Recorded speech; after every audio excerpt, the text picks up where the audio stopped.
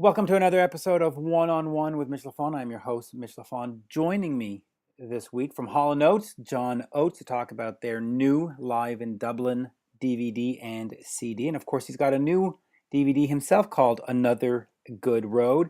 And on the flip side, we've got John Five of Rob Zombie's band, who's talking about his tour, his recent album, and of course, currently recording with former Kiss drummer Peter Criss.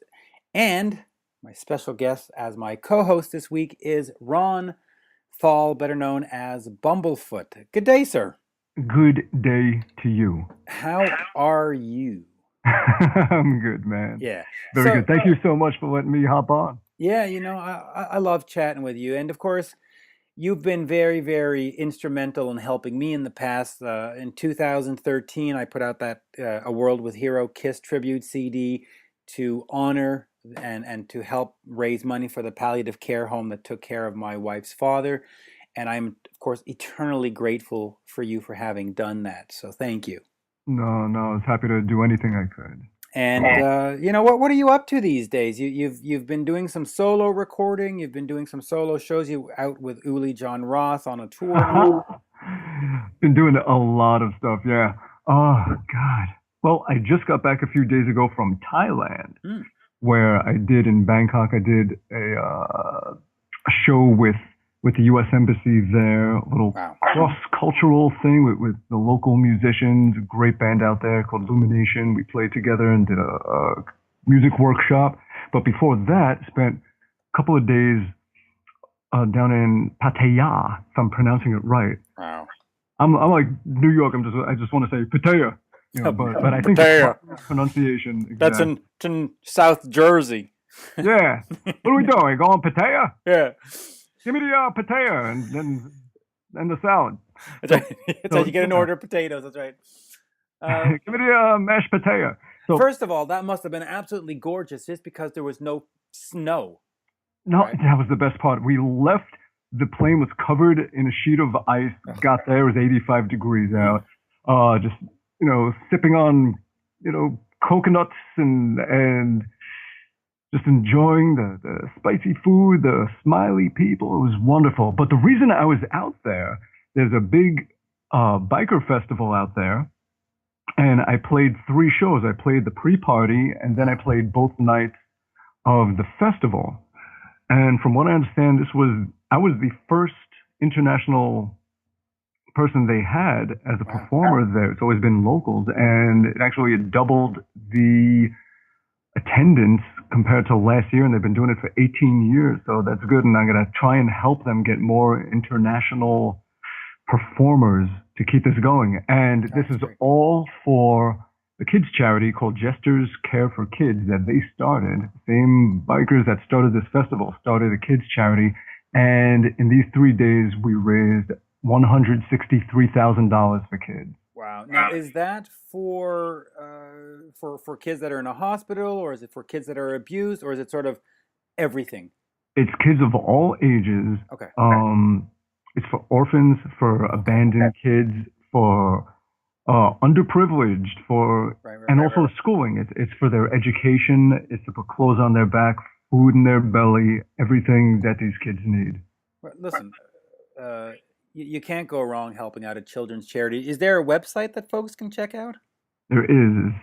CARE, C-A-R-E, the number 4, and kids.info. Good. Let's make sure folks check that out. Let's talk John Oates and Halen Oates also now. Are you a fan? Of course. Absolutely. Sort of the soundtrack of anybody who was around in the 80s, right? I mean, anytime you turned on anything, whether it was MTV or your radio, your AM radio in your old car. Oh, yeah. You got to hear Man-Eater, Private Eyes, or any other one of their greatest hits, right? I mean, there were so many songs they had. Tons. Yeah, of course, all that stuff. You make my dreams come. Out of Touch. Big Bang Boom. Yeah, I mean, there's so much stuff. They just wrote killer songs, great songwriting, great singing, great everything. You know, and I don't know if you've had a chance to see the concert video, the DVD live in Dublin, but I have. And what's amazing is the musicianship. You know, you look at those guys and you remember the MTV videos and you think, ah, pretty boys. But they're just Don't killer musicians too. yeah, don't underestimate.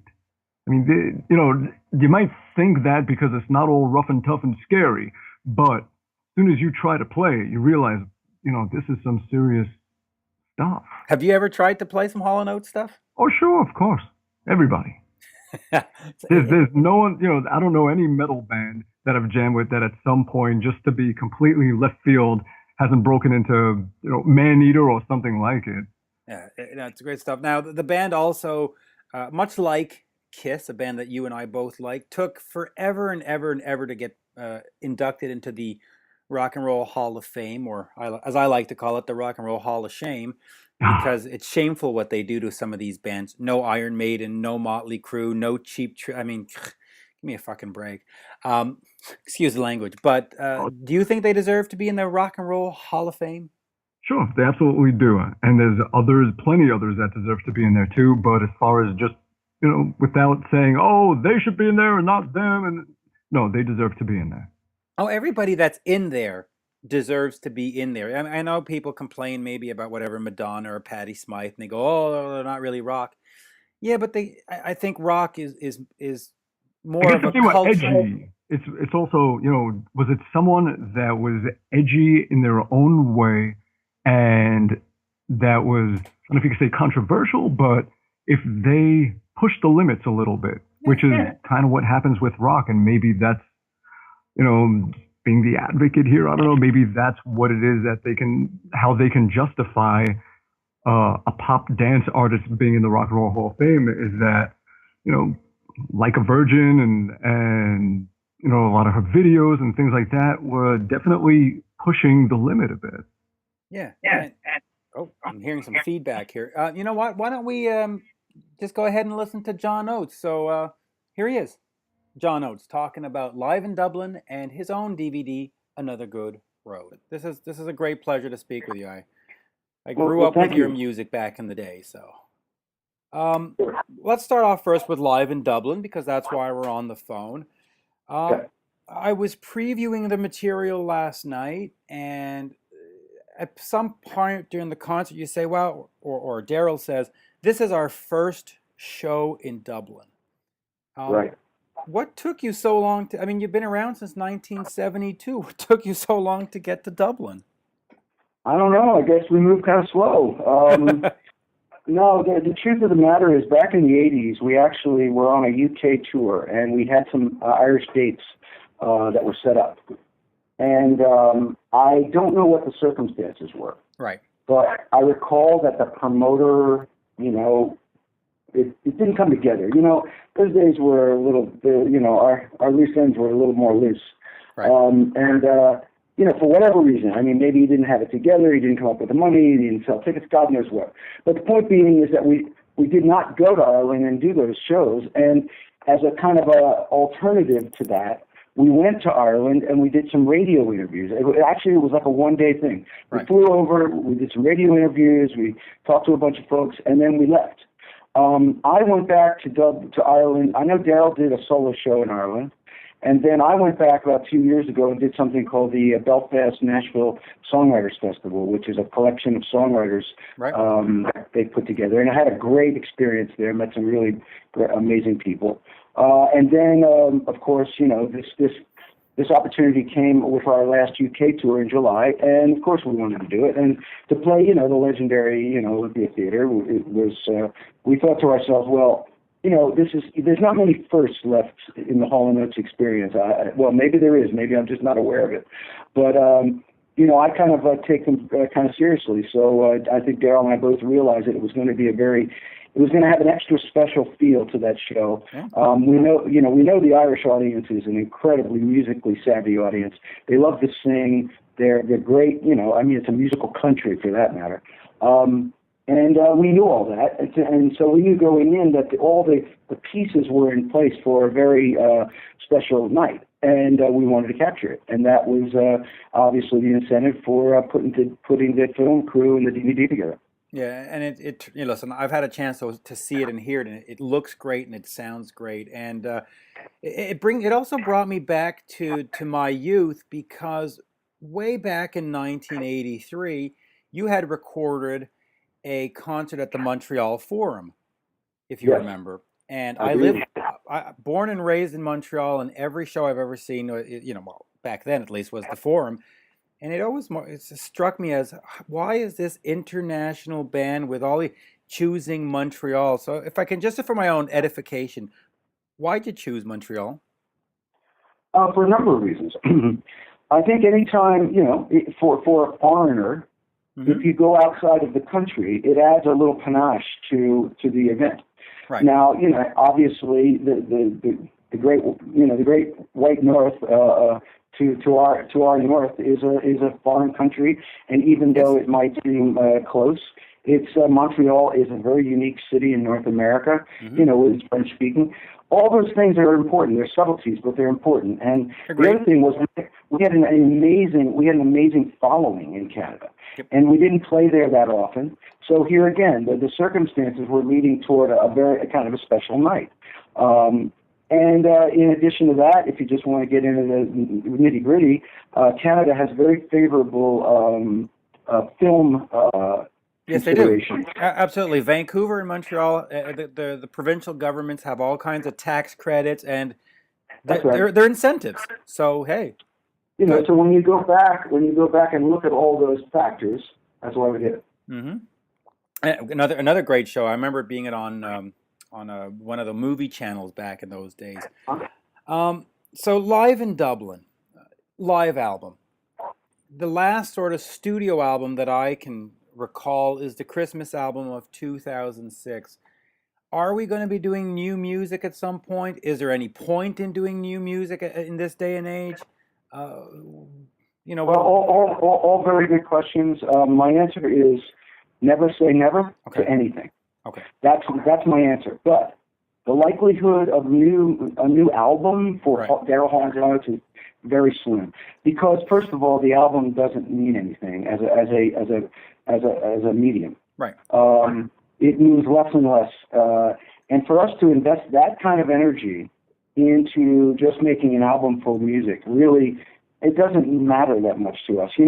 My personal feeling is that, and I think Daryl kind of agrees, is that Hall & Oates' future in terms of recording is in its past. Right. Meaning that we have such a wealth of music that we have created together over the years that we can't possibly tap into it. Okay. We want to tap into it. We're actually looking for creative ways for us to revisit and rediscover the album tracks and the really what we consider to be really high quality musical moments that we've created together. Absolutely. And that we never get a chance to play. And the reason we don't get a chance to play is the crazy, insane problem that we have. We have too many freaking hits. Yeah, you do. No, it's the craziest good problem you can have. And we have a professional responsibility to go out and play our hits for our audience, who really, they come to see it. Sure, the diehard old guard fans who know our music inside out, they want to hear the most obscure tracks possible. But then we're constantly building a new audience. We have a younger audience that continues to grow, and those folks want to hear those hits too. So, we as professionals, we know what we need to do, and we do it. And we do it proudly too. By the way, it's not like we feel, hey, man, we got all these hits. What a drag! We got to go play eight number one records. Wow, what a problem. No, it's not that at all. What it is that we know that's part of what we should do. It's just as much, and maybe perhaps even more important legacy of our music, but we have this other music we'd love to play. And now what we need to do is figure out a creative, artistic way of presenting that music. And I have some ideas about it. Daryl and I have been talking about it. We have some interesting plans to do something very totally outside the box and artistic in terms of playing some of this great wealth of what we like to call, deep tracks. You know, this is interesting because I like to hear that bands want to sort of repurpose their legacy. We've done it with MTV Unplugged. We've done it with the what do you call it, orchestral shows. Sort of what else is left then? I mean, and Daryl has done it where he's brought in, Daryl's house, and he's brought in people to come and sing. Where else can we go? Well, I think it requires much more of it requires a whole different approach. It's not about going on. It's not about going on tour, right, and touring a new show. It's about perhaps a residency somewhere that's prestigious and a cultural center, somewhere where we can set up and do something totally unique that we've never done before and that may never happen again. I think exclusivity of experience is one of the most important aspects of where we can go with our music. And I think really, and I might be wrong, but I think that's what our audience wants. Our audience wants an exclusive, unique experience. They don't necessarily want to go to a stadium or an arena and be assaulted, with all the, rigmarole that it takes to go to a concert. I think they want something really, really unique and something that perhaps they can feel that they experienced and they were exclusively privy to something, that they may never see again. Right. Yeah. Yeah, no, I agree. I love Hall & Oates, I love Kiss, I love Cheap Trick, and you're right. Going over to the stadium or whatever, we've been there, we've done that. We're past that. I think a nice intimate setting with, that balance is old. Anyway, that's a good plan. Yeah.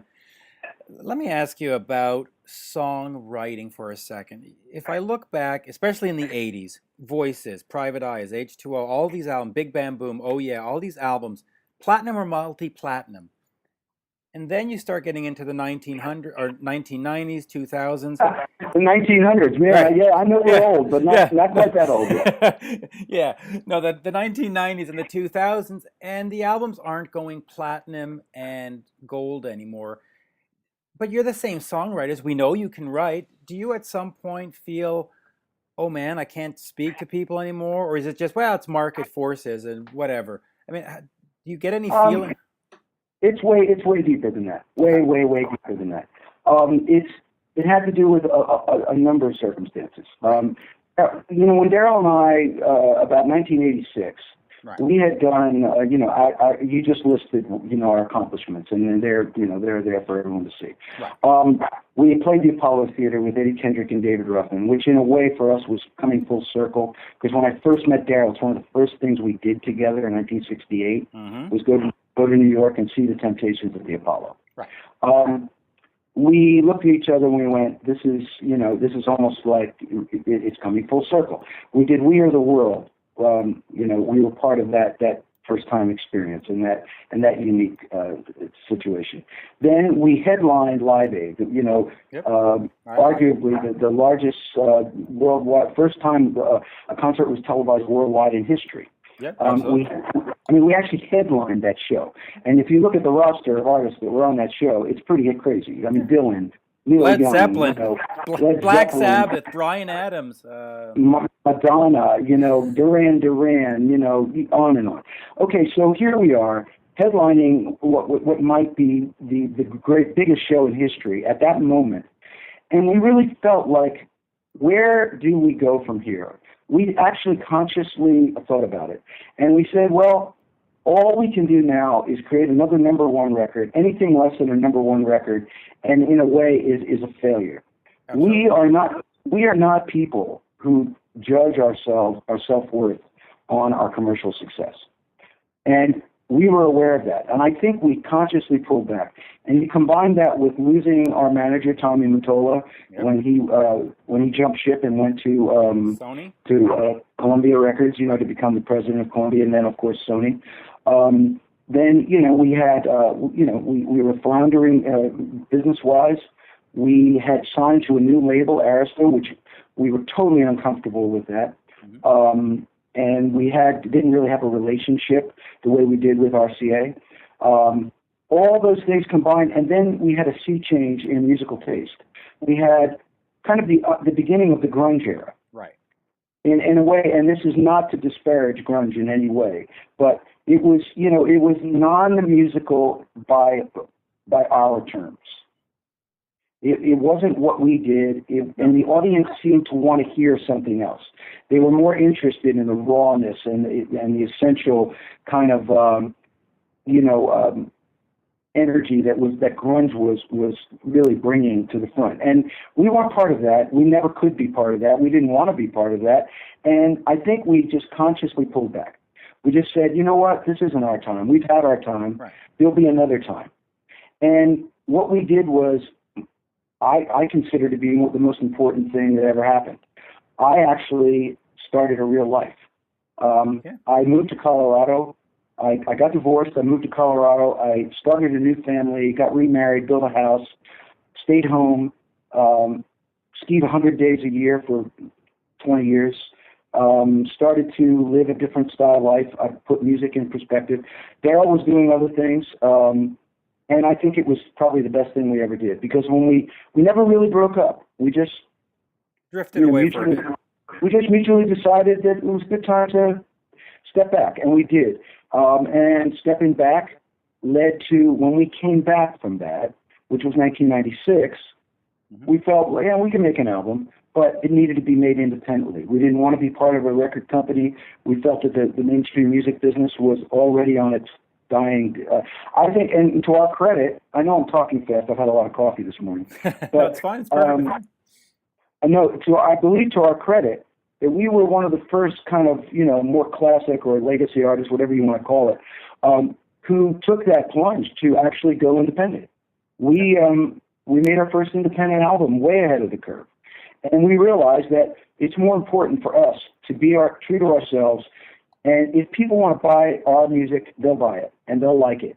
And we will make more money as independent artists than we would being signed to a record label. Sure. And we didn't feel there was a place in that period of time for us. And so we forged our own path, and it turned out very well. And to this day, we're indie artists. So, I look at myself as an indie artist since 1996, and I don't care about the 2 decades that preceded it. No, and as an indie artist, you also get more control over content and release times, and that's actually got to be rewarding for you, that you paid your dues, you did the whole corporate thing, and now you get to be the artist. Yeah, it just felt right. We go on our gut feeling. We, believe it or not, a lot of our decisions we make are based totally on the way we feel. This sums it up right here, and this is really the truth. Right. We made every decision that we've ever made, starting in the early 70s. Right. Every decision was predicated on this very simple thing. What would allow us to continue to make music for the rest of our lives? Right. That's it. End of story. Nothing more. The hits, the commercial success, the notoriety, the fame, were all byproducts of work and dedication. And we were, we weren't the media darlings, obviously. We may not have been, critically, taken that seriously for some stupid reason because of our success. But regardless of that fact, we didn't care. We did everything that we could do to write the best songs and make the best records and surround ourselves with the best musicians that we could, and engineers, et cetera, et cetera. Yeah, I was told we had about 20 minutes, but I'd be remiss if I didn't ask you about Another Good Road. It's a DVD, a live CD package that you've just put out. It's described as being a docu-concert. If you can, just give me a little bit about Another Good Road. Well, I had done an album. It was actually a series of EPs. It started out as digital singles, which I began to release on a monthly basis. Right. And then I assembled them into a package called Good Road to Follow. It really has become my personal, theme. Right. Music has taken me everywhere. It's been such a part of my life. The things I've done, the moves I've made physically in my life, from New York to Philadelphia, meeting Daryl Hall, and on and on and on. Just have really, they've really framed who I am as a person and as a musician. So I'm using it kind of going forward as a open-ended opportunity to collaborate, to create outside the box, do anything I want. The Another Good Road DVD came from the fact that I knew I wasn't really going to tour behind all this new music I had, just because of practical circumstances and then my work with Daryl. And yet I wanted that music to get out there. I wanted to extend the life of this project because I was so proud of it. So I assembled a group of musicians who I played with live, and a Nashville-based band who I've gone in the studio with, and well, they're all friends. And what we did is we sat around in a semicircle, and and I wanted to record, to play some of these songs live, but I also had new songs yet again new songs, and I wanted to get a few of those out there too. So it became more of a personality piece. And Daryl, as you probably know if you've ever followed us, Daryl and I, we've never been the kind of people who do the gossip columns, and we don't do there's not much sensationalism involved with our personal lives. We like to keep that separate. Right. But I feel in a way that my personal life is intrinsically linked with my music, and I want to give people a little glimpse into what I do and what I am like as a person. Just on the side, and living in Colorado and living in Nashville, and so that's what this project's about. Is it just a singular release, and now you've done it and it's over, or do you hopefully maybe in 3 years have sort of a part 2, Another Good Road 2 with more of the story? Well, I'd be honest with you, following in my partner Daryl's footsteps, television is the key to reaching people. There's no doubt about it. Okay. Our relationship with Pallady is very strong. Daryl opened the door to that, which is great. It's easier. It's really much broader, much more wide. The scope is so much wider. And for me to be able to do videos and put them out there, that's just the way to go. I still will never stop playing live. In fact, I start a California tour this weekend. Right, yeah, I saw that. Yeah, so I'll be out in California doing selected dates with an amazing band, and that's just for fun. I do it for fun because I really want to do it. I enjoy doing my solo shows, and then we go back to the bread and butter of Hall & Oates, and that cranks right up behind it. It's what I think is really unique, and I think I really can't think of many groups that have had this, is the fact that we are still viable as a group, as Hall & Oates, and actually getting bigger, believe it or not. And we still have, and we have these two distinct individual solo careers that are different and still and very, very active and alive and popular. I think it's very unique. I don't know anyone who's been able to accomplish that. Yeah, because I would actually say that they complement each other. When Daryl's doing something and you maybe aren't, you've got that void filled, and then when you're doing something, it seems as though it's almost as if you have a plan to tour separately just to fill the void for the fans. It really works well. I see that we're running out of time. Let me just ask you 2 more if I can. Have you ever felt overshadowed by Daryl Hall? I think in public perception, I felt overshadowed. Well, that's what I'm thinking of. There seems to be this public perception, and I've always seen you as being equally important, equally talented. Did you ever feel that? Was there any sort of dark days where you went, "Oh, why can't I be as popular as Daryl?" Or is that just sort of nonsense? No, I don't care about popularity. Okay. I really don't care. The only reason I care about popularity is that it will give me the platform to get my music out to people. Right. That's the only reason. No, I have an incredible respect for Daryl's talent. Mm-hmm. And I've known it from the day I met him back in '67. The guy is one of the greatest singers I've ever heard. I stand next to him every night, so no one has a better point of view than I do. Absolutely. He's a great musician and a great singer, and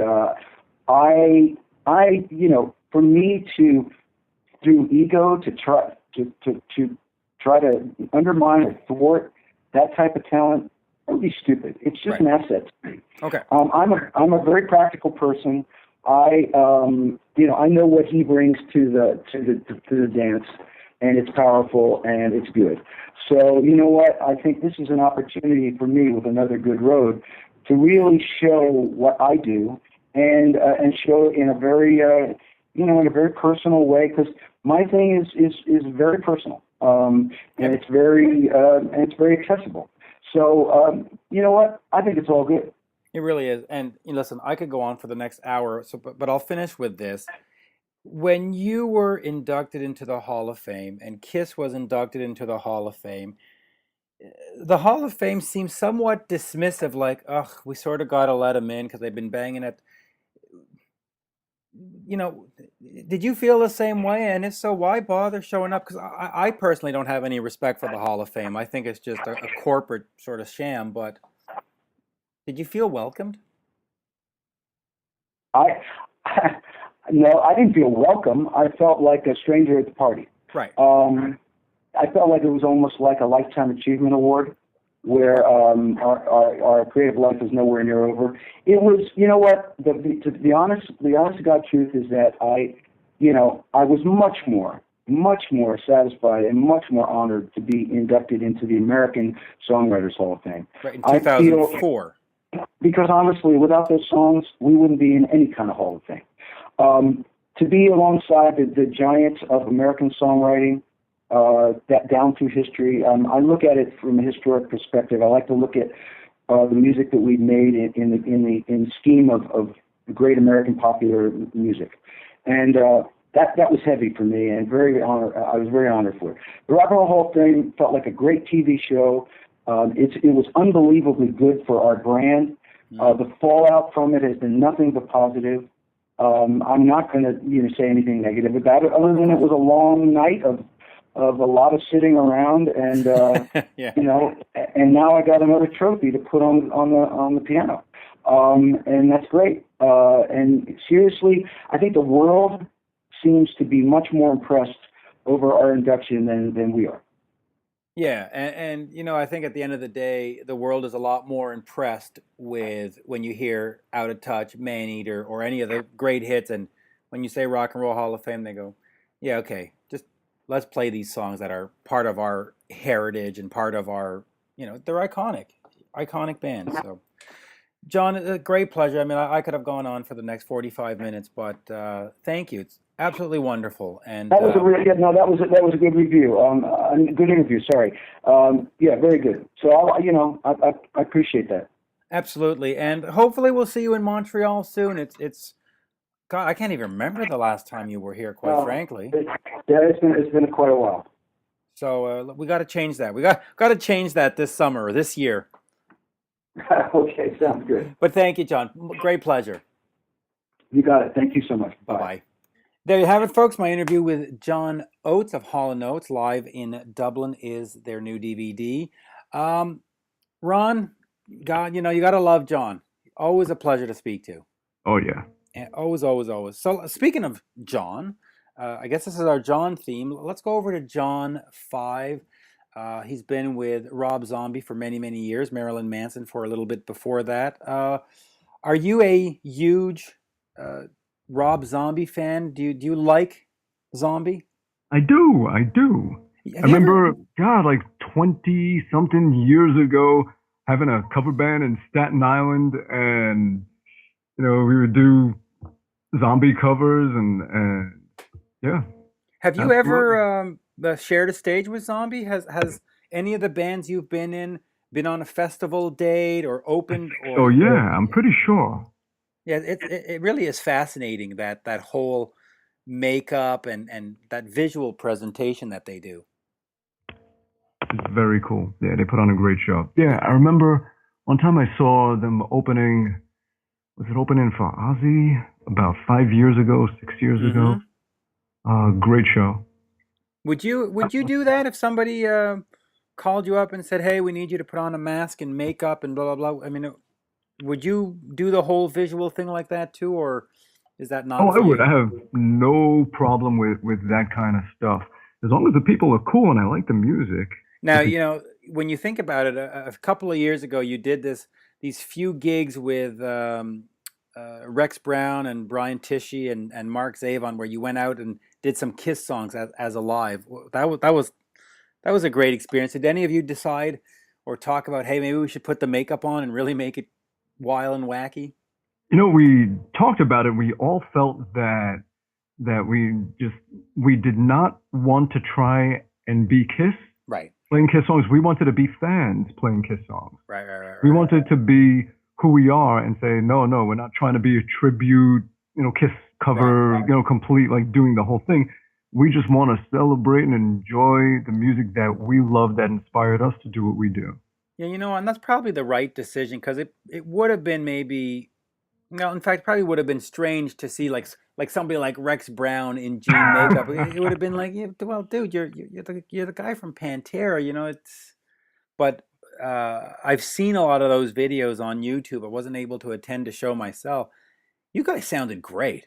I mean, absolutely great. I mean, you sang like Paul Stanley, and Rex sang like Gene Simmons, and you got to say, Brian Tishy, man, he plays Peter Criss. And Excellent. he sang it too when we did. Oh, that's right.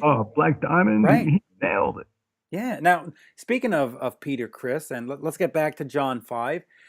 In our interview, he talks about his new album, Careful with That Axe. He also talks about the new Rob Zombie live album, Spookshow International Live. But he also talks about making an album with Peter Criss. It's something they've been working on in the last few months. Man, that I think that's going to be great. I mean, are you up for a rocking Peter Criss album? Of course. You must have been a big. In fact, I almost forgot this. You played with Peter recently. We jammed, yeah. We did. I guess it was, when was it? End of 2013 or 2 years ago now. Right, on Eddie Trunk's 30th anniversary show. It was so much fun. We did. Remember playing Hooligan with him. It was just the most surreal, odd thing, because Ace is on the side of the stage, off to the side, didn't come on yet, and I'm playing Hooligan with Peter Criss, and I'm looking over at Ace while I'm playing his solo, and I'm just like kind of emotional, like, come on, man, you should be doing this. Yeah. You should be playing this, not me. But it was cool. I remember Peter said that he hadn't sang that song. He hadn't done it in 31 years. Yeah, and you had Scott Ian and Frank Bello of Anthrax. Yeah.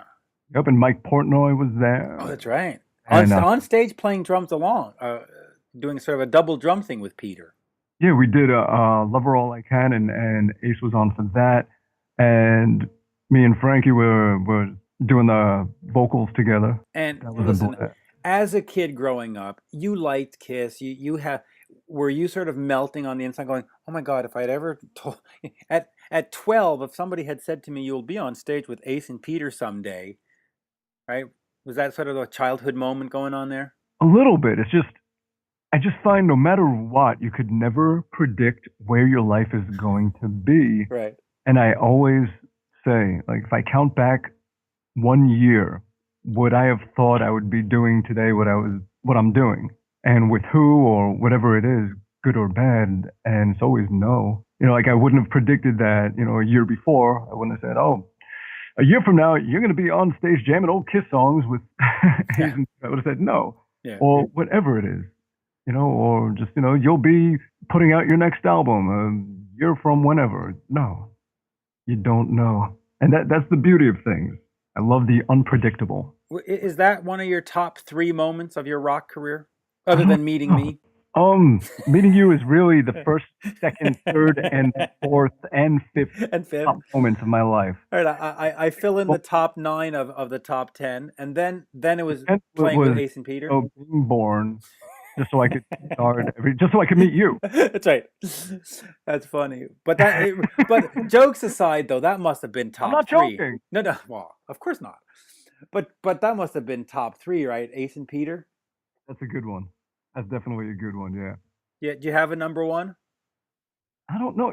Honestly, I've thought a lot about this more and more over the recent years as far as what is important to me, what really matters to me. Right. And it's the simpler things that really matter more. It's not the big, grandiose, flashy moments that sound great when you tell someone about them. It's the other stuff. Honestly, it's going to Thailand and raising money for those kids. That is what means more to me. And that's what I'm going to remember more. And that's what is going to put a smile on my face, that kind of stuff. And that's just me. Everybody's different. No, but you're right about that, because that has a direct impact. That changes somebody's life forever. And that is what I've kind of had to really come to terms with over the last years is how do I want to live? What do I want to put my time into? What is important to me? What is going to make me happy? And what is the best use of being alive for me? Right. No, you're right. So why don't we sit back and listen to John 5 talk about Careful with That Axe, a Spookshow International Live, and of course, his current work with Peter Criss. Here's John. Just zooming along here. Great. So good. So we'll talk. Let's start with that first. Then your own solo shows. Tell me a little bit about what fans can expect. What fans can expect. Well, fans can expect a lot of notes, I guess. No, it's great. It's I'm going to do songs from pretty much all my instrumental records, and just there's going to be production, and there's a show to it. It's not just like, it's kind of like there's peaks and valleys and things like that. So there's definitely dynamics to it, and it's entertaining for the crowd. It's not just me up there playing like crazy, the whole time, but there's things that are happening. It's a whole like show. So it's really cool. And of course, the last time we spoke, it was to promote Careful with That Axe. I guess there's going to be a lot of that content in the show as well. Yeah, I'm doing a lot of songs from that record, which is, one of my favorite records, and we're doing, just a ton from that record and ton from, all the other records. But it's, we've done 4 shows already, and they've all been just great shows. You're going to be out on tour with Rob Zombie very soon, and he's currently working on a movie and a new album. How does your tour fit into all that schedule? How is the album progressing in terms of Rob Zombie with a new album? Well, the album is completed. Oh, okay. Yeah, the album's completely finished, and it is.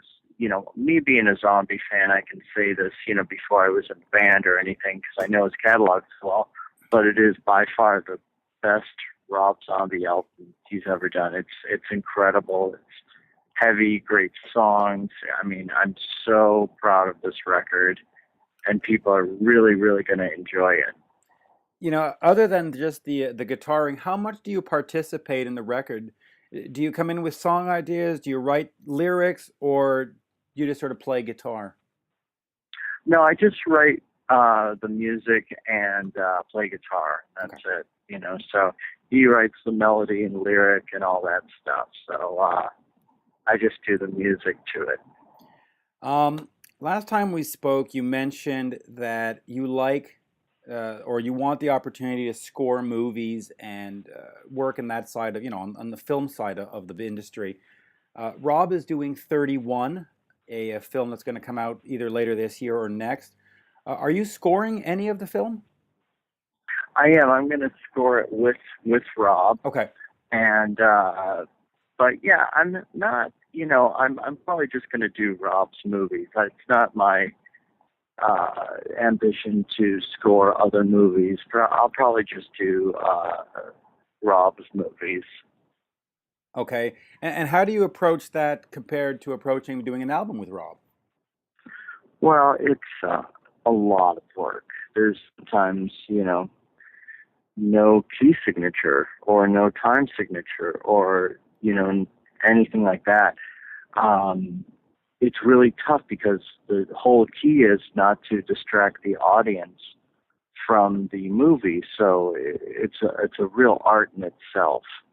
And you have to be well aware of what's happening in the scene with, if there's certain kind of dialogue or what, but it's a lot of work. So it's a lot of different instruments. It's a lot of different styles of music. So it's a lot of work, but I really enjoy it. I love challenges, and it's definitely a challenge. Yeah, when you look back at your career, it does show that you like challenges, going from Manson to Zombie to Katie Lang and all that wonderful stuff. One person that might be throwing a challenge your way is, and he's gone on record saying he's working with you, is Peter Criss, the former drummer of Kiss. Um, Tell me a little bit about what that is. Is he making a rock record? Are you doing all the guitars on it? Is it something different? What is this Peter Criss project? Well, it's not really. I just said, hey, if you want me to play some guitars on some stuff, just let me know. So I haven't, to tell you the truth, I haven't really heard anything yet. But I would love to just guest and play some guitar for him. So, but I haven't really heard anything yet. So I don't know. Has he said to you what kind of music it's going to be? Is it going to be John Five doing acoustic songs, or are you going to be plugged in shredding away, or any indication as to what? I don't know. I really don't know. I wish I could tell you, but I haven't heard a note yet. Oh, that's that. But as soon as if he wants me to play some guitar, I love Peter more than anything. He's my guy, and I just want to help him out as much as possible. Growing up, when you were just sort of a wee guitar player at 12 years old, 13 years old, if somebody had said to you, Peter Criss of Kiss is going to phone you and have you play guitar on his album, what would you have said?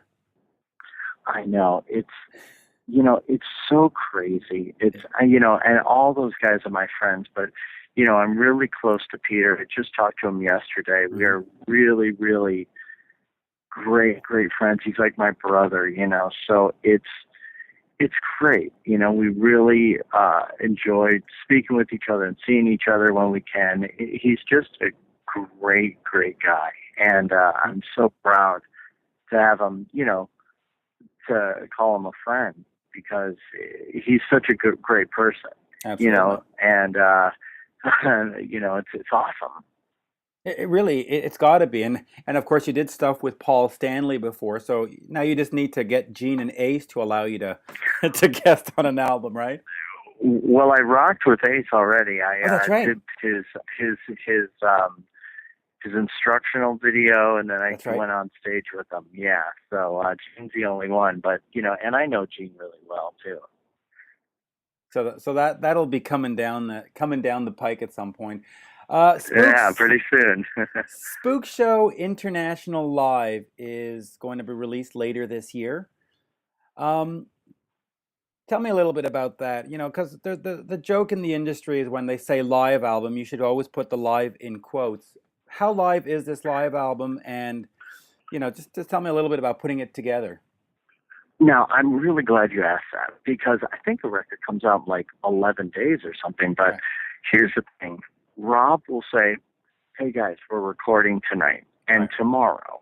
So we don't really know what we're recording for. So I'll huddle up, Ginger and PD, and I'll say, okay guys, we're recording tonight. So just, everybody watch your notes and, be aware of what you're doing and things like that, because it is a big show.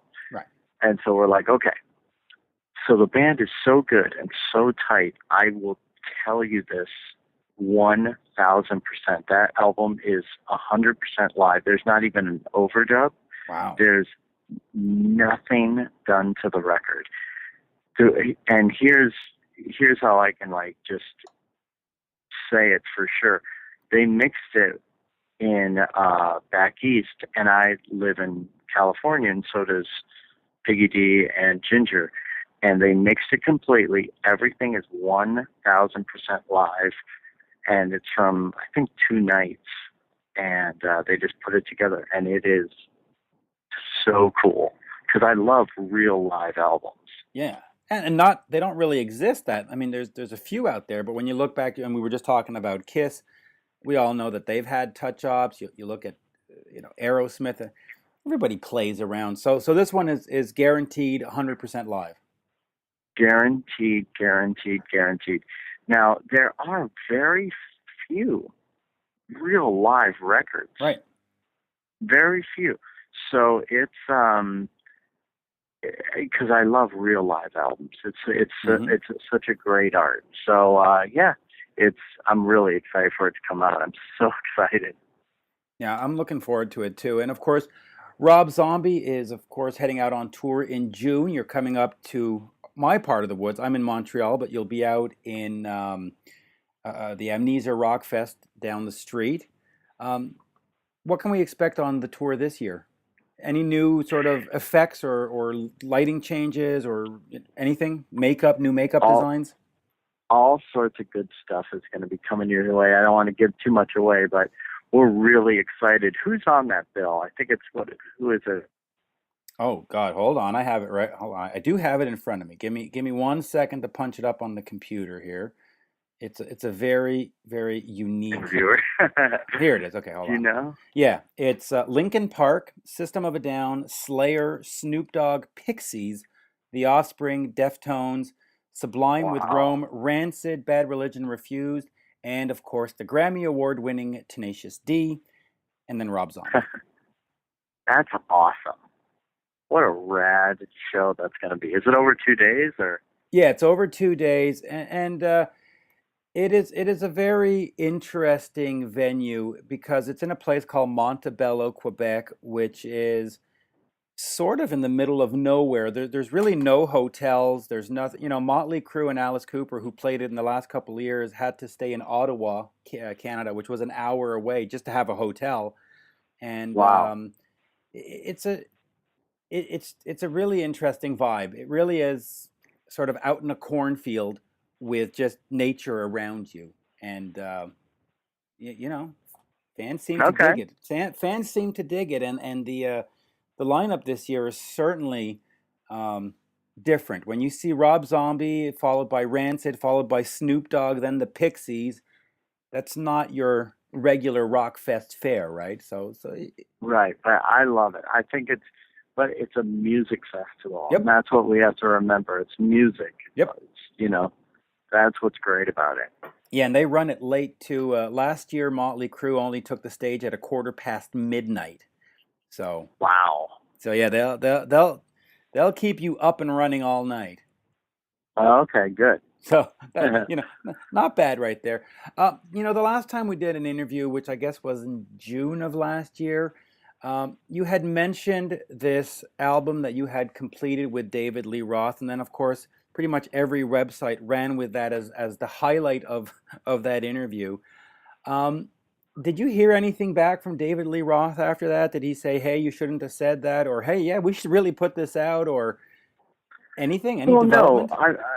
no, because like I said in the interview, he's in Van Halen, Right. and I'm in Rob Zombie, but we have this great record. So, maybe sometime it'll see the light of day in the future, but we have it, and I'm very proud of it, and it's such a great record to listen to, and hopefully the world will get to hear it one day.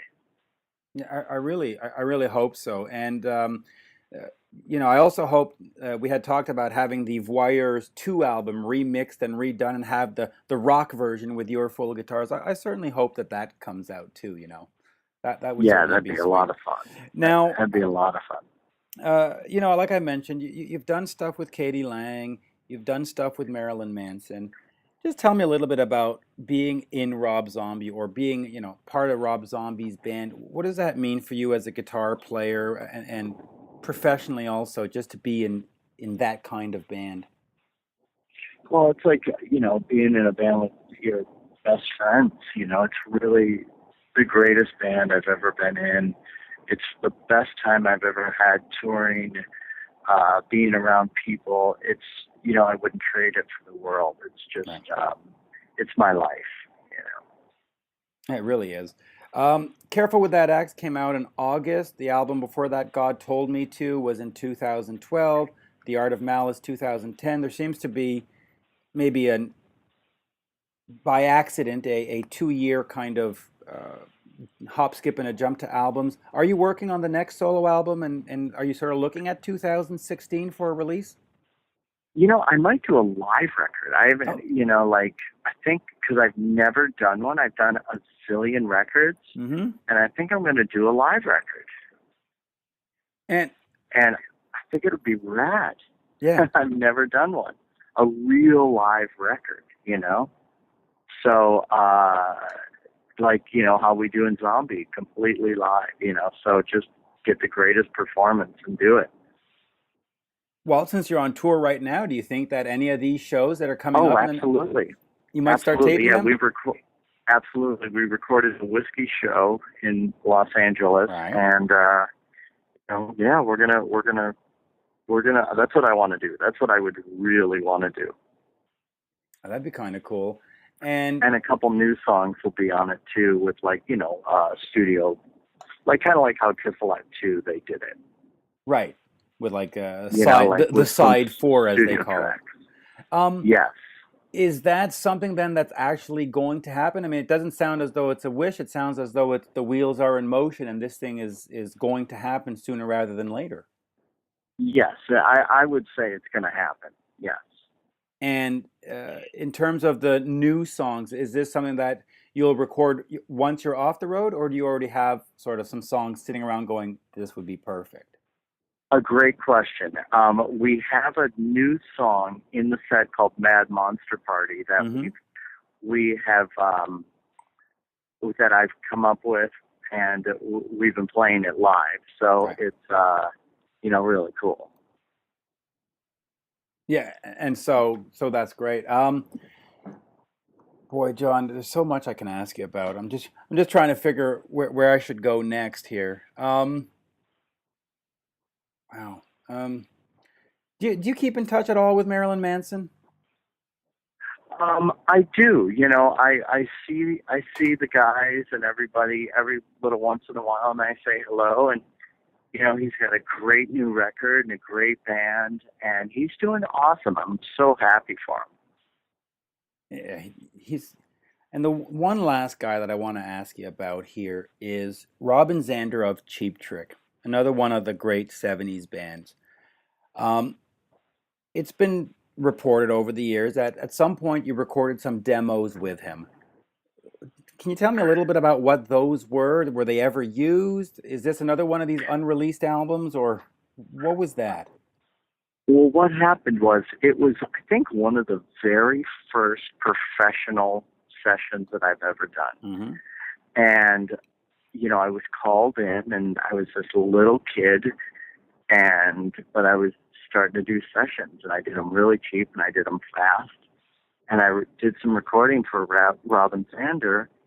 I don't know what it was for, he was just songwriting, but I did some guitar stuff for him. And it was awesome. Of course, he probably doesn't remember it at all, but, because I was like, nobody, so I don't think he would remember it at all. But I did do that. That was like one of my very first professional things that I've ever done. Were you a fan of all these guys? I mean, were you a fan of all these 70s bands, Cheap Trick and Kiss and all that? Or was it just like, oh, okay, who's Robin Zander? Oh, really? Or was this like, oh, Robin Zander? Oh, no. I knew everything about, all these bands that I've worked for, of course. Everything. I'm a huge music fan. Right.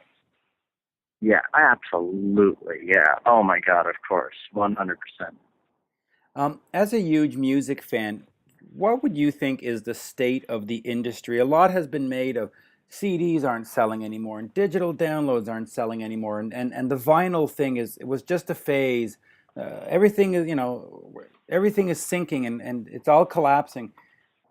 I don't think it actually is like that. I think it's reasonably vibrant, especially with the live shows. But what's your take on it being in the business? I think it is getting better. I Right. think it is. I really do. I think it is. I will tell you this 100%, and I'm positive about this. It will never go back to how it was. Right. It will never go back to just CDs or anything like that. No. That's not going to happen. It's the future. It's just like we had DVDs and we're like, all right, let's go back to VCR. It's just not going to happen. Right. that's how I thought about vinyl. Listen, vinyl's awesome. We grew up on it. We love it. It's not going to happen. And, but I do see music, on the upswing, so it's good. I think it's going to happen. The piracy is down. Right. And all that stuff. It's great. Yeah, and I'll finish with this. Just if you can, Taylor Swift these days said, "Oh, get me off of Spotify. Streaming is terrible." But don't you see streaming as somewhat of a savior? Piracy is down because now you can pay $9 and get 1 million songs. You don't have to go download anything illegally. And I don't know what the returns are on a song, but I would imagine when you got played on an AM station in Sioux Falls, whatever, you probably only got 2 cents anyway. So this is probably better because you can sort of hit the world, right? Is streaming good or bad? I think streaming is bad. I'm not a big fan of it. Okay. I'm not a big fan of it whatsoever. Yeah, not into it. But, I don't know. But can't it build a fan base? That the fact that you have access to millions of fans overnight that can check you out rather than people who just may not bother? Well, I think that's what YouTube is for. You can check how they are live and stuff, but no, I'm not a big fan of streaming. Okay, fair enough. John, always a pleasure. I wish you the best on your current tour, and of course with the music, and hopefully we'll get to come out and see Rob Zombie in June, and you'll see, you'll have a great time. Thank you, John. Bye now. There you have it, folks. My interview with John Five, talking about his new album, Careful with That Axe, and of course the new Rob Zombie live set, Spookshow International Live. But better for Kiss fans is the fact that he is working on a rock album with Peter Criss. Ron, you must be excited about that, being a Kiss fan yourself. Oh, absolutely, yeah. I'm so curious to hear what the two of them come up with. Yeah, so am I. And of course that Van Halen, or that David Lee Roth, let me correct myself, the album that he's done with David Lee Roth, it has got to see the light of day. I mean, it just has to. Absolutely. Yeah. Now, you've also been working on stuff. You've got a new album, Little Brother Is Watching. Yeah. Where can folks pick that up? Well, on the 24th, it'll be available on iTunes, Spotify, Amazon, all those things. And then hard copies, physical copies of the CD, you can go to my merch store at bumblefoot.com. And Tin Man Merchandising is handling all that stuff. And we got 200 signed copies to start with, and they'll be shipping those out the first week of March. Yeah, that I'm looking forward to. And of course, a couple of years ago, you did an album with Tony Harnell of TNT fame. Of course, he's now left the band, but that was a great little thing. It was a pledge music campaign, and very successful because the album got made. And you doing anything else with Tony? We talk about it constantly. We were on the phone yesterday for an hour and a half talking about all the plans things we want to do and wish we could do and wish we had time to do, and just it'll happen at some point for sure. Absolutely. We're both getting real busy, but at some point we're going to make the time to do something more together, something not necessarily acoustic, but something where we're playing standing up. Yeah, that would be kind of cool. And plugged in and rocking out, because between your guitaring and his voice, I think you could make a fantastic album. So. Well, at least his vocals can. I don't know about me. No, I think combined, you're fine. And of course, I'll remind folks to check out bumblefoot.com. Hey, show some love for the two Johns today, John Oates and of course John Five. Pick up Live in Dublin and Careful with That Axe. And if you want to follow me, head over to Twitter to @Mitch Lafon. There is a one-on-one with Mitch Lafon Facebook as well. And of course, Ron, you're on Facebook too. I am. Yes, it's just Bumblefoot. Twitter @Bumblefoot. Everything is Bumblefoot. YouTube, whatever it is. Look up Bumblefoot. You can't miss me. That's right. Just hit Bumblefoot in Google, and everything will show up. Yeah, you'll find a combination of me and really messed up rodent feet.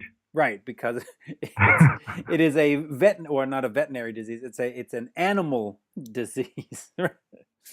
Yeah. It's a foot fungus or something. I had the name before Google was around. Right. And had I known that I would be pissing off so many veterinarians that are trying to look it up and find out something about it, and they keep getting my face, I would have at least changed the spelling or done something.